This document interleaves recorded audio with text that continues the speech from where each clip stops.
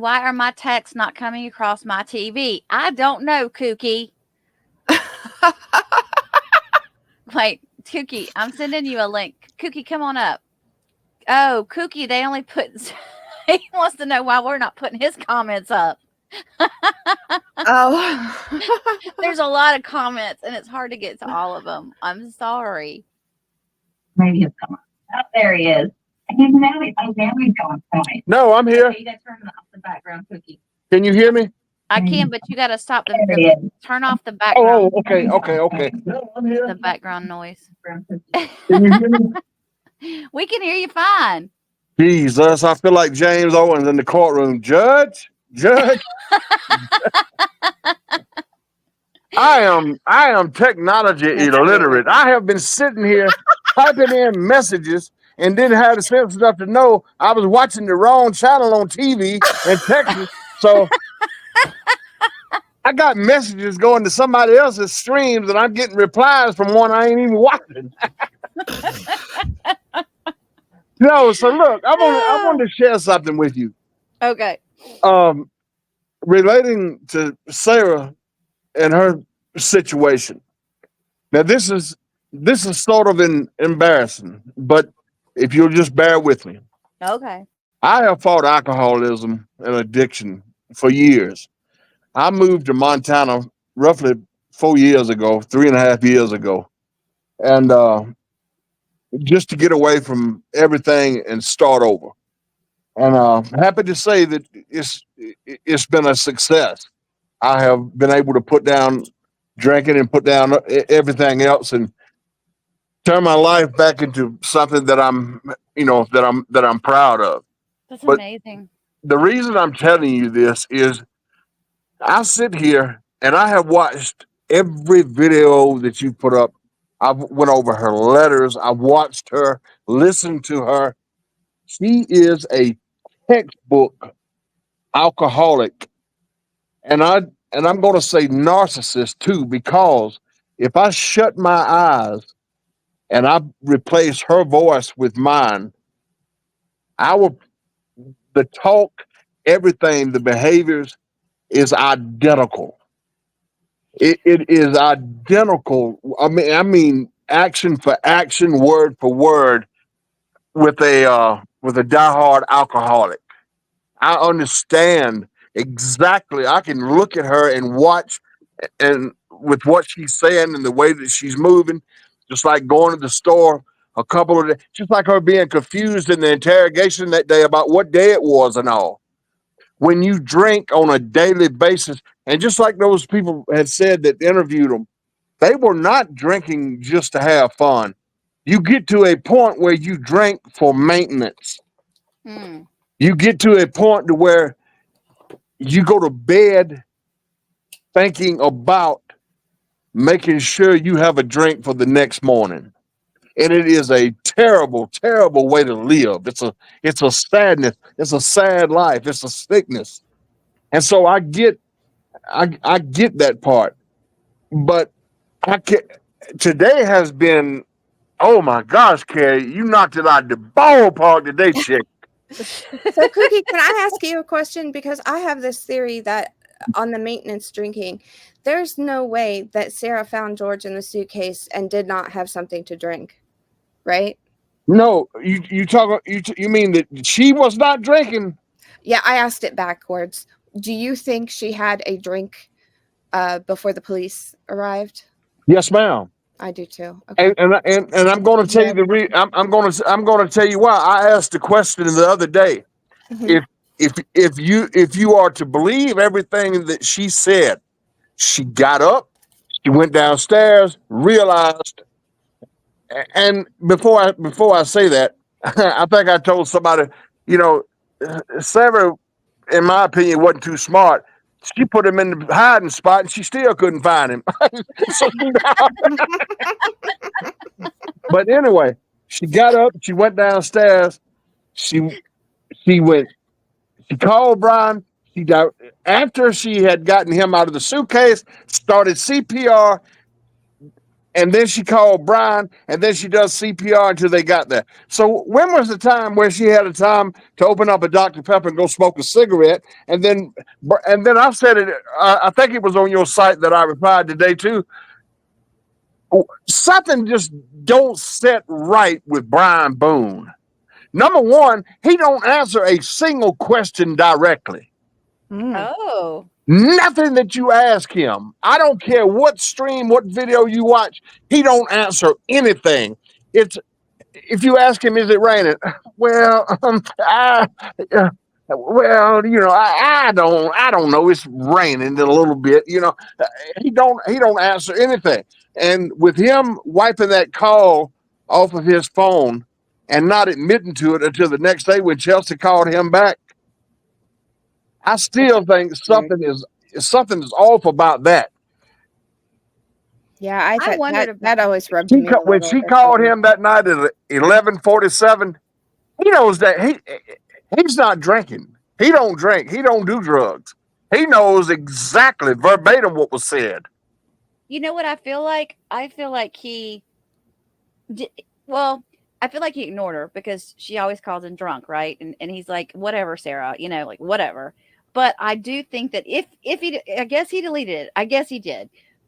I think he did it because I feel like he's trying to protect his son. He's And that may very well be the case. But when he said that it wasn't important that she called and he just tried to hurry and get off the phone, well, he started calling her bright and early the next morning to find out whether or not she was going to pick the kid up. Yeah. I mean, I don't know. Something just sets off about that. But everything that you've done today and all the information that's come out, my gosh, I'm just sitting here like every 10 minutes something was just popping. I'm like, my God. But yes, when Sarah Boone most definitely had something to drink, she had to steady herself enough in order to face everything. Because you get to a point, you have to have something in you for you to collect yourself enough. And don't forget, she had to put on what she did was not natural. She had to put on a show to appear as though she was distressed and everything. Who gets on the phone doing CPR shouting, "This is horrific. Oh, this is horrific." Nobody talks like that. If anything, you done that like, holy shit, I'm glad we paid the life insurance on this bastard. But you're not sitting there going, "This is horrific." Like, what happened? What happened? He's purple. Y'all remember watching Rudolph the Red-Nosed Reindeer, the cartoon? Yeah, that's the way she sounds when she's in an interrogation. I got him in the plant. It sounded just like Rudolph. I'm thinking, shut the hell up, woman. You crazy. You know what you're making me think about too, though, how not only did she drink before the police got there that day, but also before she went to the police station for her interrogation. She had to have, right? She was at Brian's house, either drinking.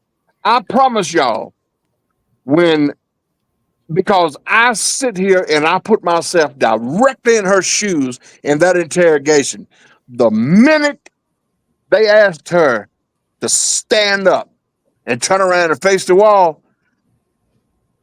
the very first thing that is going through her mind, I'm fixing to go through withdrawals. I'm fixing to have the tremors. I'm fixing to have the shakes.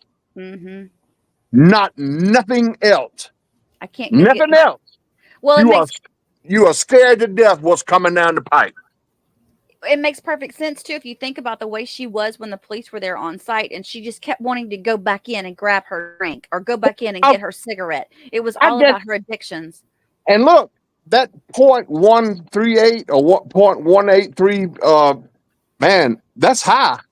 0.138 is high. Yeah. Oh my God. Yeah, that's high. Well, the base is 0.08, right? That's intoxicated. 0.08 is a legal limit in all 50 states, Yeah, you know. 0.08. Okay. So Carrie, that's But- what twice. I don't math well, but But twice as much. 0.18 is high. And I'm going to tell you, as much as Sarah Boone drinks or whatever, she could drink 4 bottles of wine and it not touch her. You can bet your ass she drinking vodka with that wine. I see. That's what I'm saying. When your body gets used to that much alcohol, you can keep consuming and keep consuming. And I kept thinking to myself, well, first of all, when you just said that, I'm like, okay, well, if he was that drunk, that means he had a lot. But I also think he was possibly drinking beer too, because I know he liked drinking beer. But then also, Sarah had to have been drinking. If they were sharing those bottles of wine, that wouldn't have gotten both of them drunk like they were. No, ain't no way in the day. I promise you, she was drinking more than just wine. Wine does not. I would drink wine to chase whiskey with it. I mean, especially some Woodbridge Chardonnay. You just well off to go. I mean, not drink anything, to be honest with you. But yeah, you before that interrogation, you could tell she had that edge about her. She was quick. She was quick off the cuff, just like when Scott said, well, how did he get those marks and bruises? Tell me and we'll both know. That don't somebody that isn't drinking, that's not on top of their game, you don't just spit out something like that. She was not in any kind of way. She didn't come across as anybody that was remorseful, that was worried. I mean, she tone deaf don't even begin to describe that woman in that interrogation. I agree. I mean, when you ask the damn detective, why is this happening? And you just, I mean, good God, I can't imagine that woman asking that question. But and I still say, now I don't, and I hate to say this because God bless George. I mean, and I don't mean this is not disrespectful towards him, but the funniest part of that whole funniest thing in that whole thing, in that whole interrogation, is when Sarah said, I would do anything for George. And Chester says, well, you gave up looking for him. And Scott said, wouldn't let him out of a suitcase. And Sarah, her head drops over. She says, oh, goodness. I mean, you can't. Saturday Night Live is going to do a skit about that. I promise you. I know. It's so sad that someone lost their life in this, because it is just completely, I think that's why the whole world is so involved in this case, is because it's just so crazy and stupid. Well, listen, I'm not going to hold y'all up. Today, Carrie, I'm so sorry I got so confused on how to. I guarantee you, I bet I got 60 emails from somebody's stream, and I don't even know who it was. So I'm typing out messages like, Carrie, you are the bomb, and I know somebody's like, who the fuck is Carrie? But they're gonna think you're over there trying to hijack somebody. Yeah, they don't know what in the world I'm talking about. But anyway, I had a good time. But anyway, right. Thank y'all, and like I said, I reckon we on for Monday, right?